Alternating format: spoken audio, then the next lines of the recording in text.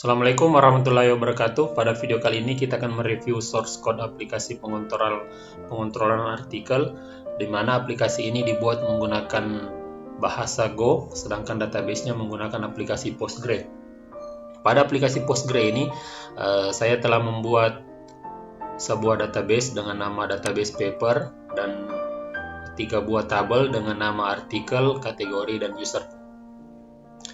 Pada aplikasi Go-nya sendiri, kita masukkan perintah package main.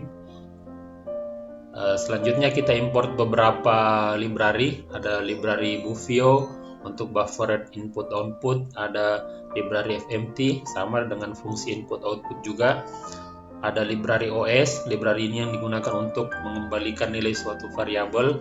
Ada library string untuk pengolahan data string, ada library time untuk pengolahan data waktu, ada library Postgre untuk koneksi ke database, ada library GOM untuk penggunaan fungsi GOM yang mengkoneksikan aplikasi Go dengan aplikasi Postgre-nya, dan ada library UUID untuk pembuatan identitas unik suatu data. Berikutnya kita create beberapa model. Yang pertama ada model user dengan bentuk struct dan data isian. Data isian ini sama dengan data isian pada masing-masing tabel. Selanjutnya ada model kategori dengan data seperti ini. Lalu ada model artikel.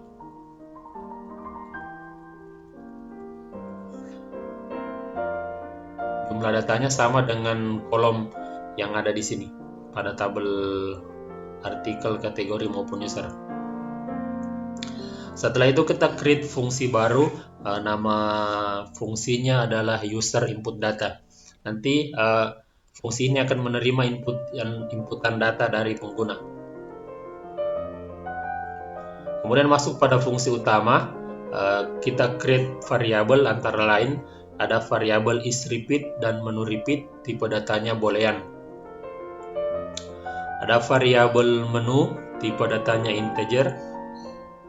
Ada variabel submenu, tipe datanya integer. Ada variabel input, tipe datanya string. Mulai dari input, user, kategori, dan artikel, ini semua adalah variabel-variabel yang untuk memanggil data model.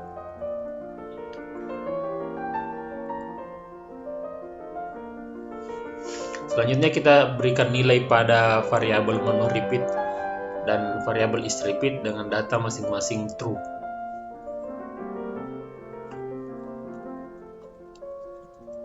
Selanjutnya perintah koneksi ke database. Perintah ini menyampaikan kepada aplikasinya bahwa user database yang akan dikoneksikan adalah nama usernya Postgre, password databasenya 123, nama databasenya paper, dan portnya port 5432. Setelah itu library GOM akan membuka akses pada database. Jika koneksi error, maka tampilkan perintah file to connect database.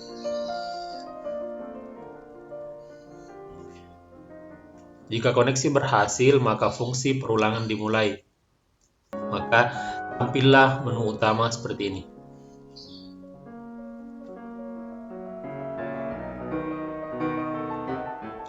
Selanjutnya pengguna akan diminta mengentry pilihan sesuai nomor-nomor yang tampil di layar.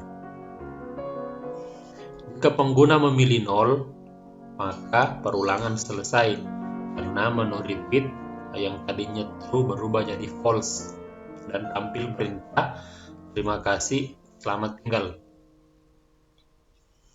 Jika pengguna memilih menu 1, maka yang bekerja adalah fungsi 1, yakni pengolahan tabel user. Fungsi ini akan dimulai dengan perulangan yang menampilkan submenu. Berikut adalah submenunya. Pengguna akan diminta memilih 1 dari 5 submenu di atas. Jika pengguna memilih submenu 1, maka yang berfungsi adalah fungsi 1. Namun jika pengguna memilih submenu 0, maka aplikasi akan kembali ke layar utama.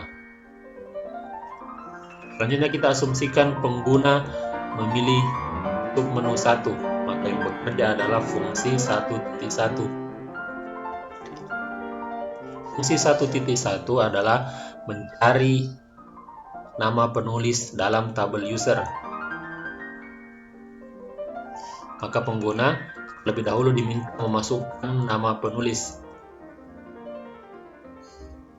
Berikutnya aplikasi akan mencari nama penulis tersebut dalam kolom tabel user. Jika data tidak ditemukan, maka tampil notifikasi data tidak ditemukan. Selanjutnya, jika data ditemukan, maka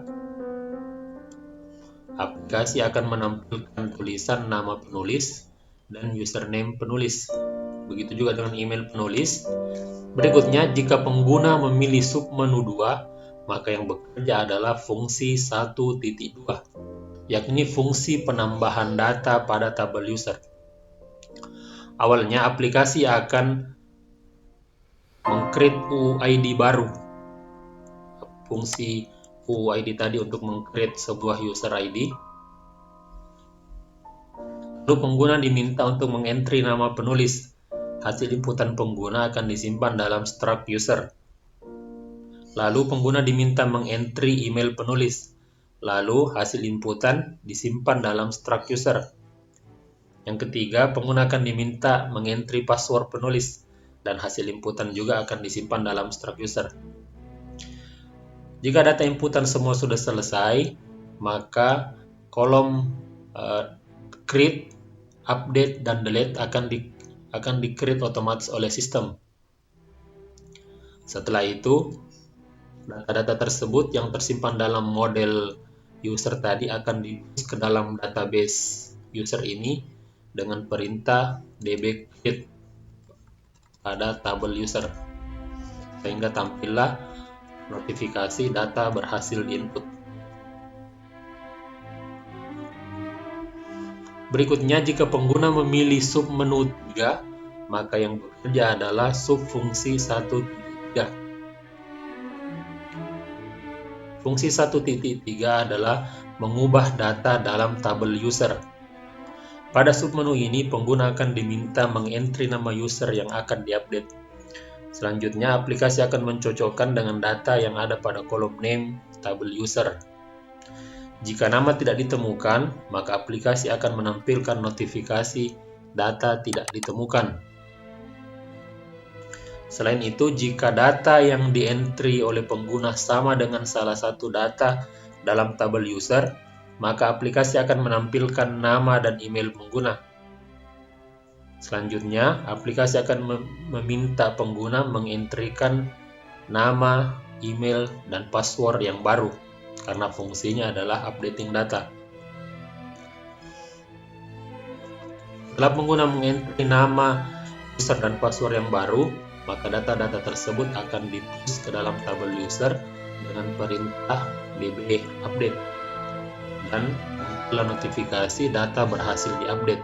Jika pengguna memilih submenu 4, maka yang bekerja adalah fungsi 1.4. Aplikasi akan meminta nama penulis yang akan dihapus, karena fungsi 1.4 adalah fungsi menghapus data. Data hasil inputan pengguna kemudian akan dicari dalam database user, kolom name, dan dicocokkan dengan hasil inputan pengguna. Jika data tidak ditemukan, tampilkan perintah data tidak ditemukan. Jika data ditemukan, maka lakukan penghapusan dalam tabel user dengan perintah database delete atau drop,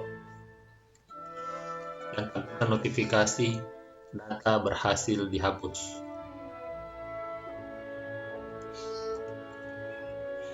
Sebelum lanjut ke fungsi 2, saya tekankan kembali bahwa variabel menu adalah inputan untuk menu utama, sedangkan variabel submenu adalah inputan untuk aktivitas dalam salah satu tabel.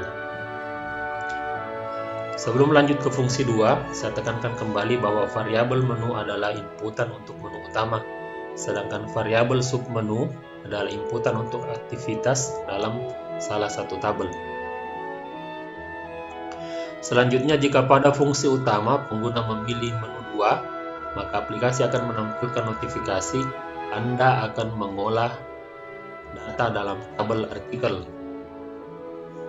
Dan yang bekerja pada saat itu adalah fungsi 2.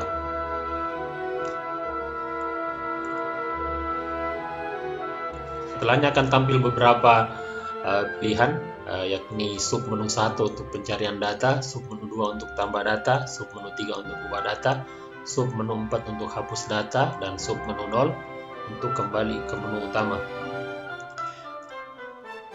Jika pengguna memilih angka 0, maka aplikasi akan langsung kembali ke menu utama.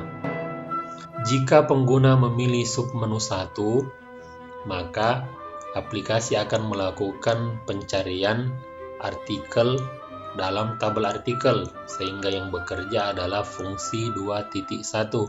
Prinsip kerjanya sama dengan fungsi 1.1 tadi, yang membedakan hanya tabel tujuan pencariannya.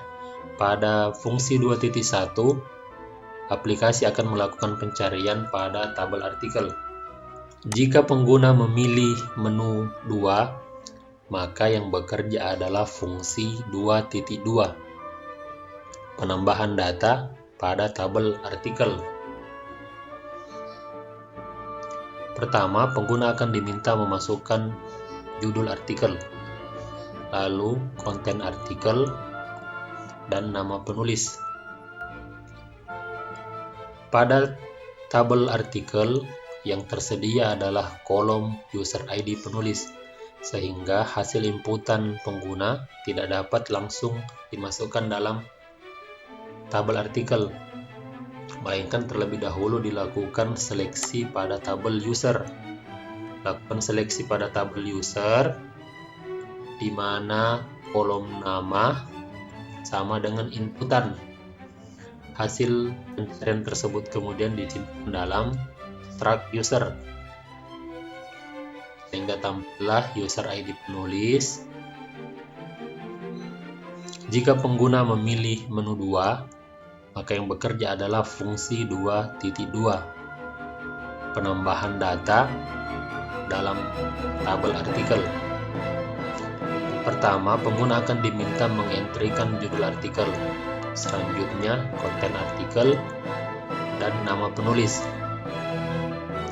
Sedangkan pada tabel artikel tidak tersedia kolom untuk nama penulis, melainkan ID penulis, sehingga terlebih dahulu dilakukan seleksi pada tabel user. Jika nama penulis sama dengan hasil inputan, maka ID penulis tersebut akan disimpan dalam struct artikel. Begitu juga dengan kategori hasil inputan pengguna adalah nama kategori, sedangkan kolom artikel hanya dapat menampung ID kategori. Jika ID kategori tidak ditemukan, tampilkan data tidak ditemukan.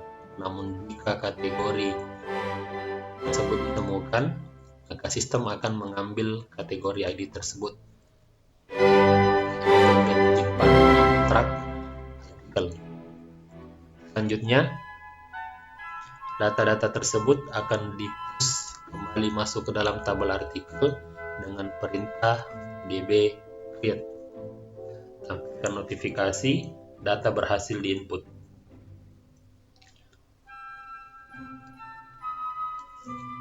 Adapun jika pengguna memilih submenu 3, maka yang bekerja adalah fungsi 2.3, updating data dalam tabel artikel. Maka prinsip kerjanya hampir sama dengan fungsi penambahan data sebelumnya. Hanya kali ini aplikasi akan melakukan seleksi pada tabel sebanyak 3 kali.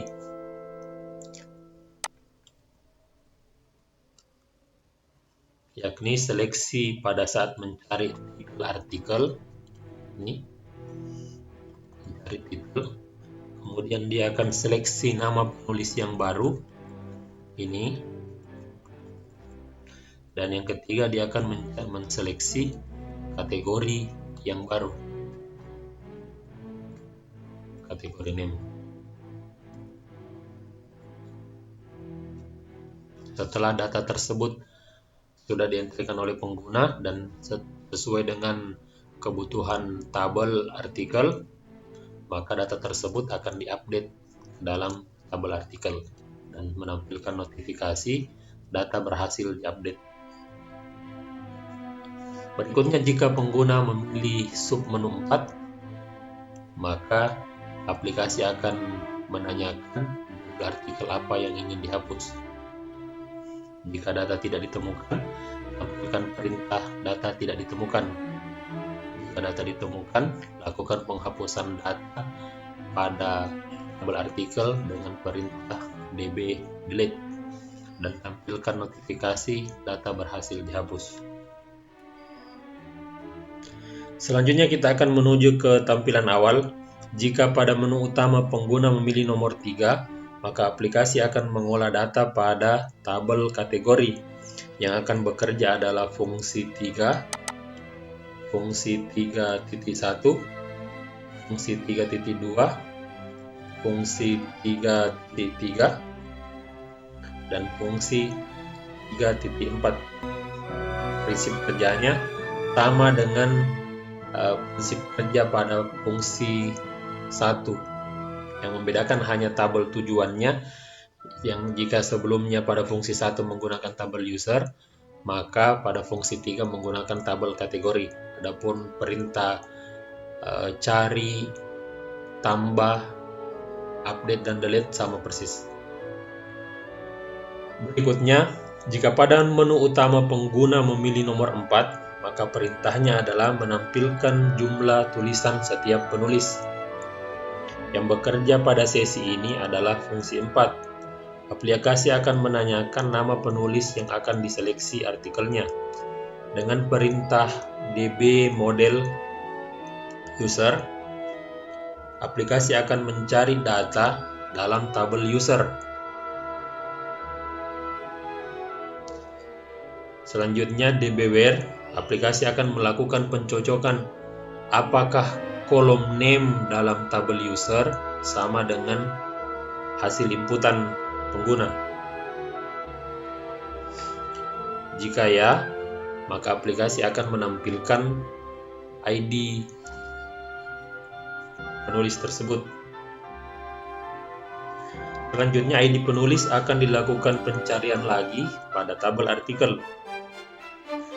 Jika ditemukan ID penulis yang sama pada kolom user ID dalam tabel artikel, maka akan dilakukan penghitungan dengan perintah db_count. Hasil perhitungan tersebut kemudian akan disimpan dalam variabel count.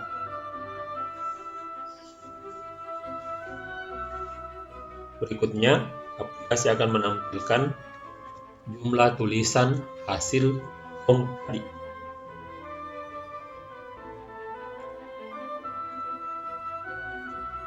Terakhir, jika pengguna pada menu utama memilih menu 5, maka akan dilakukan hitungan jumlah artikel dari setiap kategori. Prinsipnya sama dengan pencarian tulisan dari setiap penulis. Yang membedakan hanya tabel tujuannya, yakni tabel kategori, untuk kemudian dibandingkan dengan tabel artikel. Demikian pembahasan source code ini, semoga bermanfaat. Assalamualaikum warahmatullahi wabarakatuh.